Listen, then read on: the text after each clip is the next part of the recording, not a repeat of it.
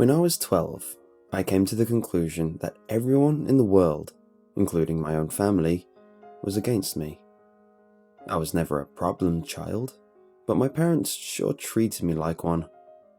For example, I used to need to be home by 5 p.m. every day. This clearly restricted my amount of playtime outdoors. I wasn't allowed to have friends over to play at the house, nor was I allowed to go over anyone else's.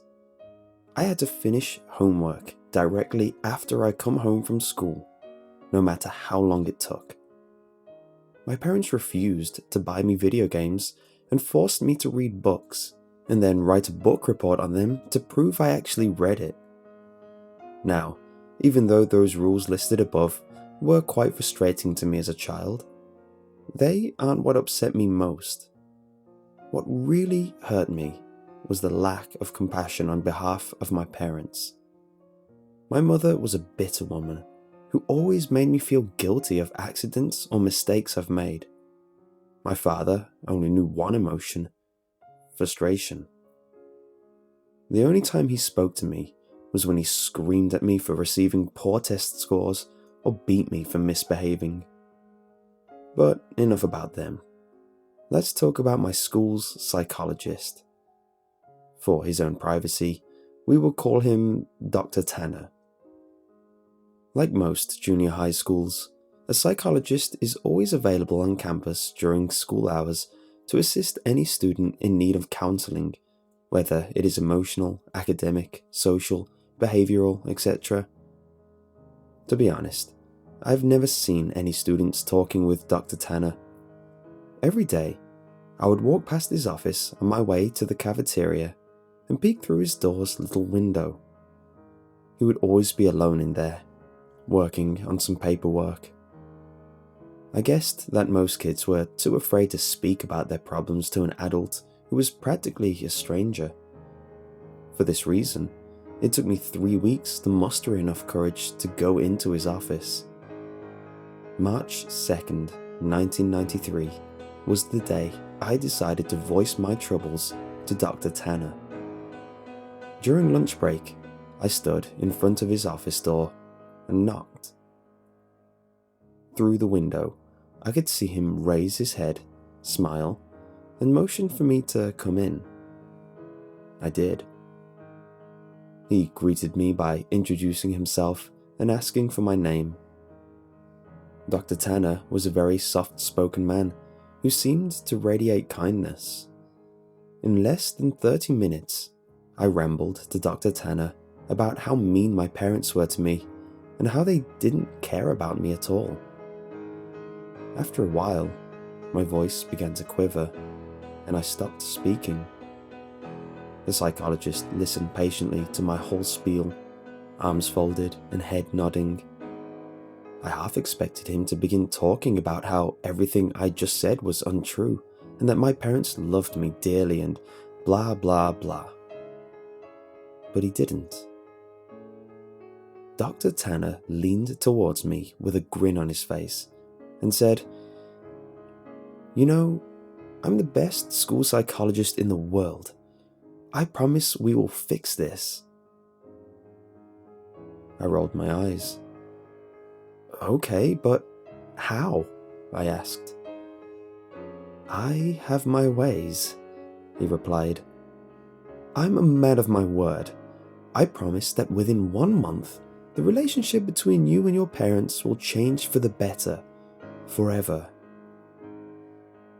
After a brief pause, he continued, "Although, I do need you to make me a promise. You have to promise me that you'll come back to my office after school tomorrow and that you won't tell anyone that we had this conversation today. It'll be our little secret." I promised.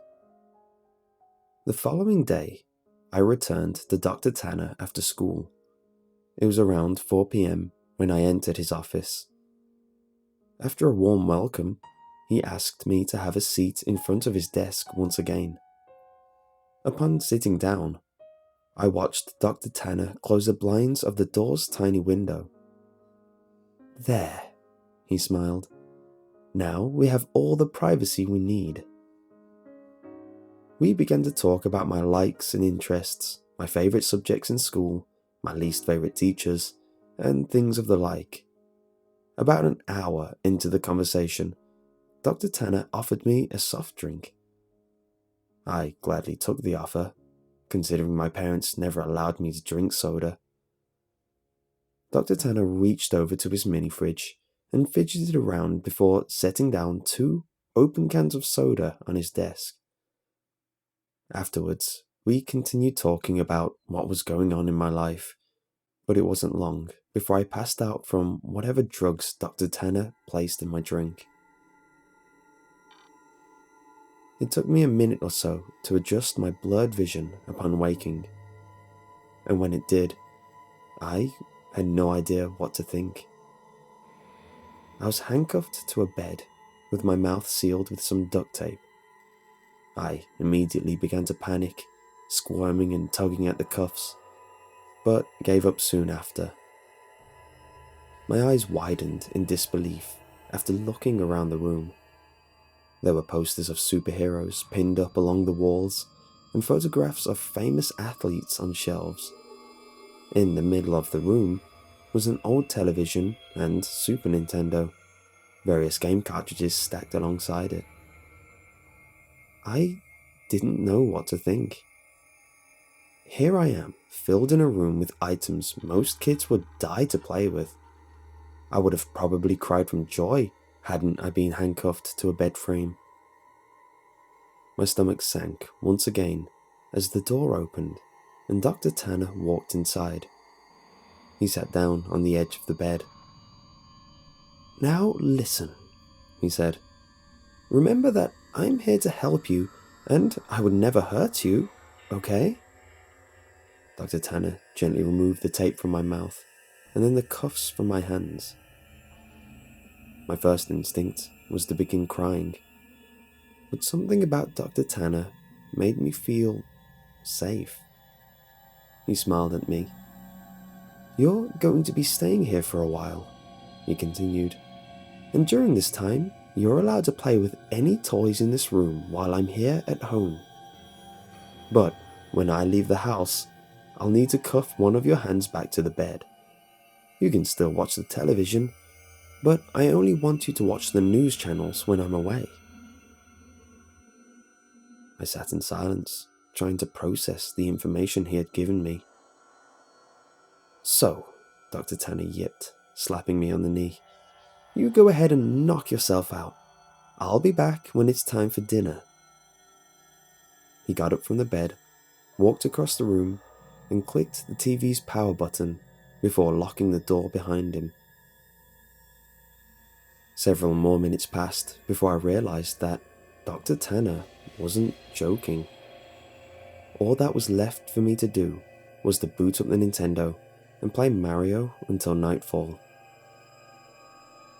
At about 7 p.m, Dr. Tanner returned to the room carrying 2 plates of mashed potatoes and chicken strips. I finally gathered up the courage to ask him how long I'd be staying in this room. "Well, about a month," he replied. "Give or take a few weeks.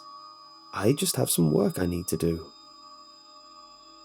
The following morning, I awoke to Dr. Tanner's hand patting my head.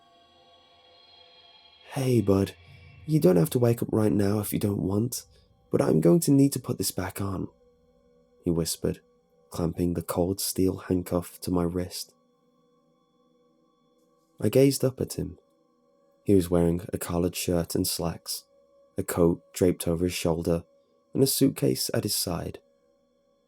He looked just how he always did when I saw him around school. Before leaving, he placed the TV's remote next to me and told me to turn it on and watch the news. The first thing I saw upon turning it on was a breaking news segment. An important-looking police officer stood at a podium surrounded by people with microphones. I happened to begin viewing halfway through his speech. "A statewide Amber Alert has been issued as of this morning. We have several investigators working towards identifying potential abductors, but as of right now, there is not much evidence. Faculty members state that the boy had been last seen around 4 or 5 in the evening on. I began to feel nauseous as a photograph of me appeared on the screen. It was my yearbook picture from last year. Captions for the photograph displayed my name and age, my school, and my town. Above my picture were alternating titles. FBI begins search for child, and kidnapping suspect unknown, and potential runaway. The live footage continued, and 2 figures I soon recognized as my mum and dad stepped up to the podium. Both appeared to have reddened eyes. Tears streamed down my mother's face as she took hold of a microphone. I'd never seen so much emotion come from my mother before, as she wept on live television, stuttering on sentences such as, "Please, return my baby back to me," and "I'm so sorry," and "Please, come home to us." When my father took the microphone, I nearly expected his attitude to be stone cold, but he too had tears in his eyes. He pleaded to the world to bring his son home safely, and lastly begged for my forgiveness. "I know I haven't been the best father, but God damn it, I do wish I had been now. Please, bring back my boy."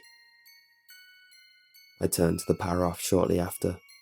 My emotions were mixed, for I'd never once seen my father cry. I felt miserable that my parents were being put through so much, but at the same time, I felt relief. I now know how much Mom and Dad love me.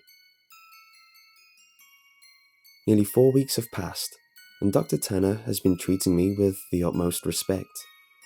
He leaves me in the morning, cuffed to the bed frame, but returns in the afternoon to eat lunch and dinner with me, talk, and play games. I never would have guessed how good Dr. Tanner was at Monopoly and Scrabble. But one morning, when Dr. Tanner woke me before heading off to work, I noticed a stern look on his face. I also realized that it was 3 hours earlier than when he usually wakes me up. "You need to watch the news today. No exceptions. I want you to keep the television on all day and pay close attention to it," he stated grimly. I, of course, complied and watched him exit the room. About 2 hours later, a breaking news segment interrupted the toothpaste commercial I was watching. The title, "Human Remnants Found." 2 staunch-looking men in suits stood aside one another and began speaking. "We are displeased to bring up such unfortunate news this morning regarding our missing children case from earlier this month." One of the men bowed his head while the one speaking shuffled through some papers. He continued, "Remains of a body have been found in a garbage bag beneath a highway overpass. The body appears to be that of a child, although not much of it is left. The body has been decapitated, and much has been burnt to ash and bone." The screen shifted over to a helicopter view from the freeway. Dozens of police cars gathered near the bottom of a tall overpass. The man's voice could still be heard.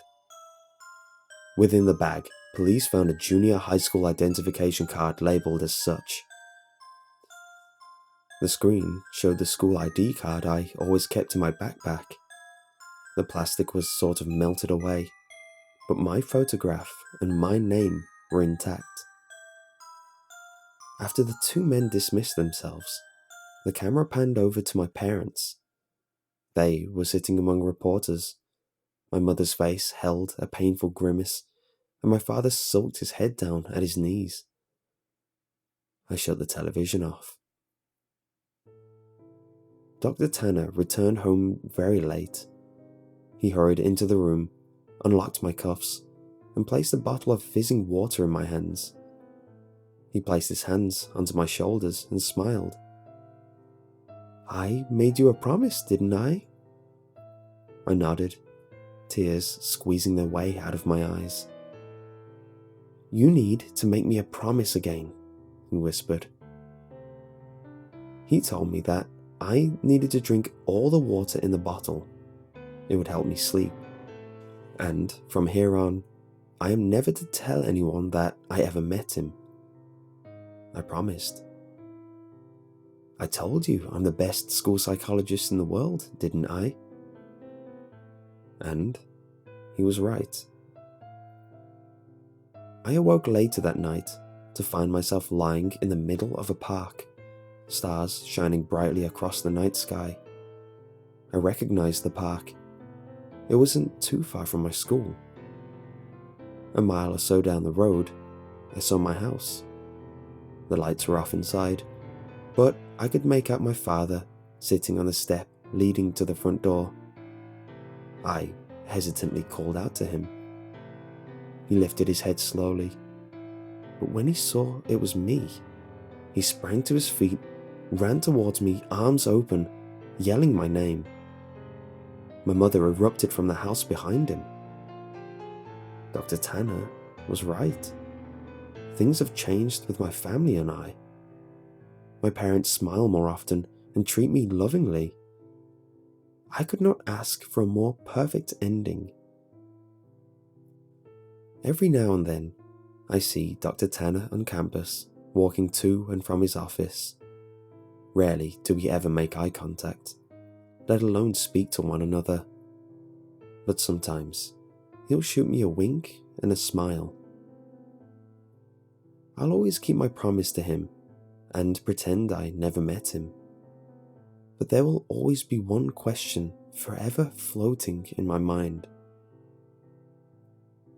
Who did Dr. Tanner decapitate and throw off the overpass?